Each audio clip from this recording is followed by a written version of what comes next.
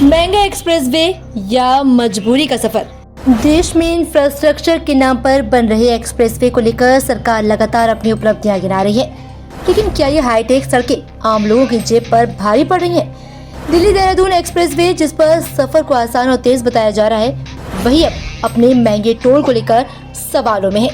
आखिर क्यों इस एक्सप्रेसवे पर चलना आम आदमी के लिए महंगा सौदा बनता जा रहा है? देखिए खास रिपोर्ट। लंबे इंतजार के बाद दिल्ली देहरादून एक्सप्रेसवे पर वाहनों का संचालन शुरू हो चुका है। करीब 213 किलोमीटर लंबी इस एक्सप्रेसवे को आधुनिक सुविधाओं से लैस किया गया ताकि सफर तेज, सुरक्षित और आरामदायक हो सके। लेकिन इस सुविधा की कीमत अब लोगों को अपनी जेब से चुकानी पड़ रही है।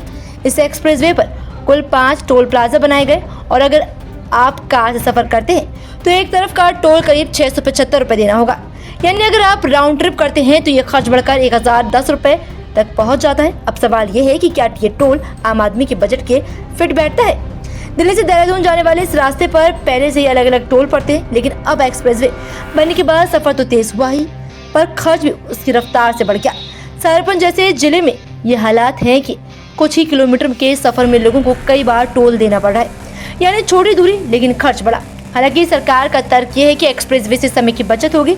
जहाँ पहले 5 से 6 घंटे लगते थे, वहीं अब सिर्फ सफर 2 से 3 घंटे में पूरा हो जाएगा। लेकिन आम जनता का कहना है कि समय की बचत तो ठीक है, पर इतनी ज्यादा कीमत चुकाना हर किसी के बस की बात नहीं।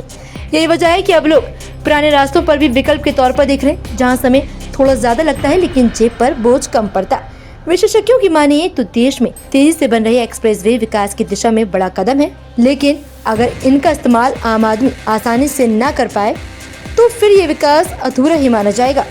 अब बड़ा सवाल यही है, क्या सरकार को टोल दरों पर फिर से विचार करना चाहिए या फिर आम आदमी को तेज सफर के लिए महंगा टोल देना ही होगा? तेज रफ्तार, आधुनिक सुविधाएं और बड़ा खर्च। दिल्ली देहरादून एक्सप्रेसवे की यही सच्चाई अब लोगों के सामने आ रही है। देखना होगा कि आने वाले समय में सरकार इस पर क्या फैसला लेती है। Bureau report, news 18 desk.